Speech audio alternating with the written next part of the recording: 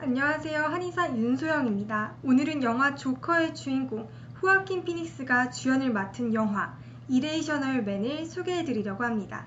삶의 모순과 그 부조리함을 마주한 인간은 두 분류로 나누어지게 되죠. 삶의 의지를 잃어버리느냐 아니면 불태우느냐. 주인공인 에이브 역시 도덕을 추구하였지만 그 결과는 비극적이었고 여기서 아이러니가 발생합니다. 저는 영화 소개에 앞서서 인생에 관한 너무나도 유명한 라틴어 경구 두 가지를 말씀드리고자 합니다. 메멘토 모리와 아모르 파티. 순서대로 죽음을 기억하라, 그리고 운명을 사랑하라 라는 의미를 가진 이 경구들은 삶과 죽음이라는 상반된 의미의 조합이지만 결국 같은 방향을 바라보고 있습니다. 내가 언젠가는 죽게 될 것이니 살아있는 지금 이 순간을 소중히 하라는 것이고, 그러니 지금 내가 처한 너의 운명을 사랑하라는 것이겠죠. 오늘 하루도 모두들 현재에 충실하게 까르페 디엠을 부르면서 본격적인 영화 소개 시작하도록 하겠습니다. 비이성적, 비논리적, 불합리한이라는 뜻을 가진 이 레이셔널. 이 비이성적인 한 남자를 그린 영화인 이레이셔널 맨은 제목 그 자체로 역설적입니다.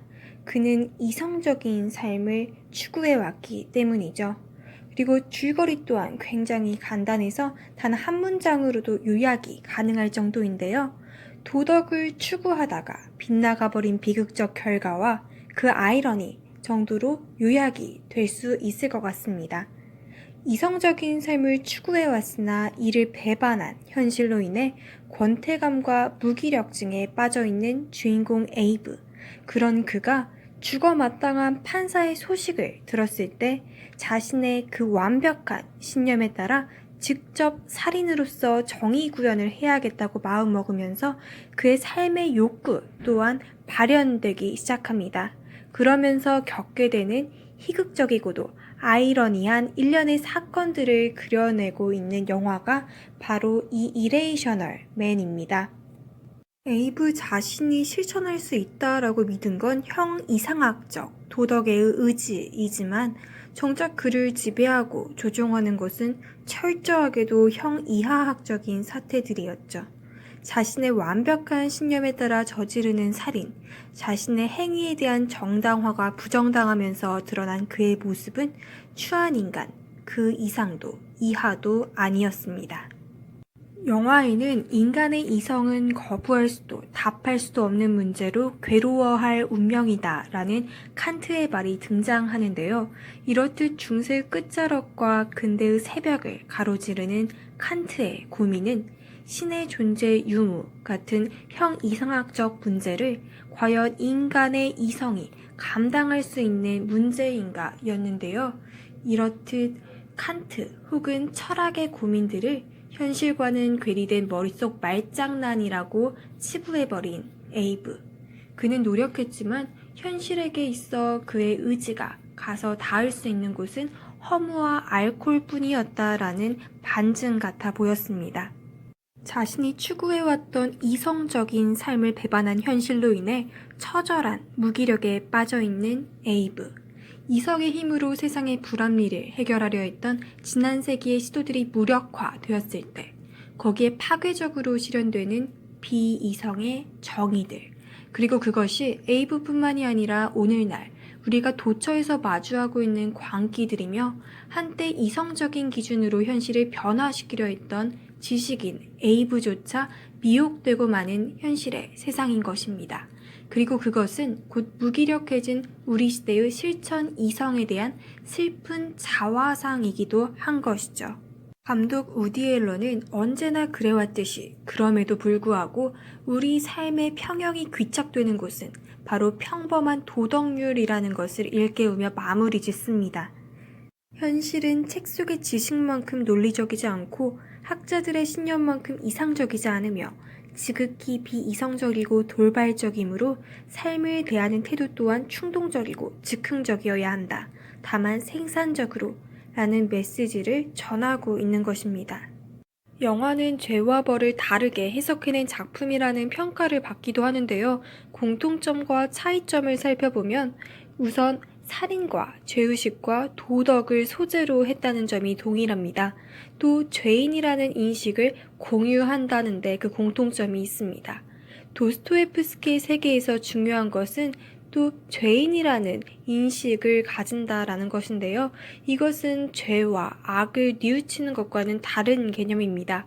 죄를 지었기에 죄인인 게 아닙니다. 폭력적으로 굴욕을 강요하고 불의가 넘치는 이 사회에 태어나 존재하는 것 자체가 죄인이라고 생각했던 그는 만인은 만인 앞에서 죄인이라고 말을 했었죠. 즉, 이 세상에 태어나 존재하는 것이 죄다라는 말은 죄의 역사와 그것의 현존을 짊어지고 태어났다라는 말인 것입니다. 이런 면에서 이레이셔널 맨의 에이브, 즉 호아킨 피닉스는 얼핏 보면 죄와 벌의 라스콜리니코프와 형제 같습니다. 한때 이상적인 세계를 꿈꾸다 이제는 우울과 허무에 빠져버린 철학 교수, 식당에서 아이의 양육권을 잃을까봐 슬퍼하는 한 여인의 사연을 우연히 엿들은 그는 재판을 맡은 판사를 죽여 해결하려고 하죠. 형제와 그의 차이는 사건 이후에 나타납니다. 사건 이후 10년으로 떨어져 몸부림치는 형제와는 다르게 에이브는 기분 좋은 삶을 살아가죠. 숨이 막혀 답답해하던 그는 숨쉴 의지를 얻으며 사회의 암적인 존재를 제거하고 세상이 좋아졌다며 삶에 대한 무관심에서 벗어나 삶의 기쁨까지 느낍니다. 더욱이 살인이 들통날 지경에 이르자 죄의식으로 인해 두려워하기는커녕 현실의 삶과 즐거움을 좀 더 연장하고 싶어 전전긍긍하는 현실적인 인물입니다. 바로 차이점이 이 죄의식의 없음에서 비롯하죠. 이 영화를 보고 난 후 저는 일본 영화 데스노트와 유사하다라는 생각이 들었습니다. 자신의 이성적 논리에 갇혀 누군가를 판단하고 심판하려는 자. 그러나 결국엔 자신의 생 앞에서는 똑같이 비이성적인 모습을 보이는 이성과 비이성 사이의 간극을 그려냈다는 점에서 유사해 보였습니다. 존재의 무의미함과 임의성에 대해 전적으로 믿고 있다던 감독 우디 앨런은 영화 인터뷰에서 이렇게 말했습니다. 사람이란 이성적인 행동도 비이성적인 선택도 하지 않나 라면서 인생이란 무엇인가, 현실이란 또 왜 이런가, 해변에 앉아서 고민한다고 딱히 답이 있는 것이 아니다. 삶이란 그냥 이런저런 일들이 우리 위로 흘러가는 것이며 그래서 살아가는 데에는 조금씩 속이고 주의를 분산하는 일이 필요하며 자신에게 있어 이는 영화를 만드는 일이라고 덧붙였었죠.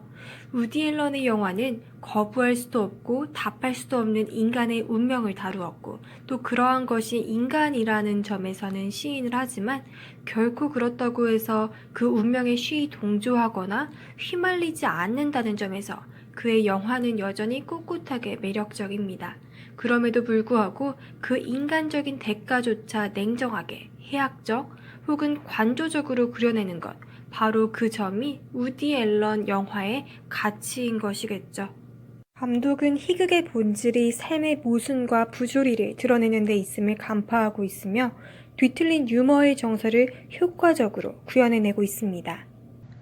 어린 시절 인간은 모두 죽는다라는 충격적인 사실을 깨닫게 된 이후에 심술궂은 아이로 살 수밖에 없었다라는 우디 앨런은 그 이후로도 삶의 완벽한 당위라든지 희망으로 가장한 낙관 따위는 믿지 않았던 사람인데요. 그는 인생은 그저 맛이 최악인데 게다가 양까지 적은 휴양지 음식 같다고 외로움, 비참함, 고통, 불행 등으로 가득 차 있는데 그나마도 너무나 일찍 끝나버린다며 끊임없이 투덜거립니다. 하지만 역설적으로 우리 관객들은 그의 비관으로 인해 유쾌함을 맛볼 수가 있었는데요.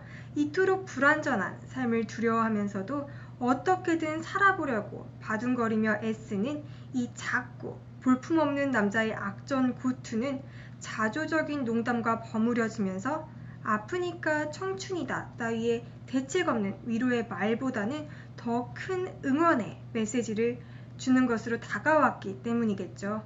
어차피 죽을 인생, 어차피 별 볼 일 없겠지만 그래도 사는 건 좋은 거라고 말이죠. 지금까지 들어주셔서 감사합니다.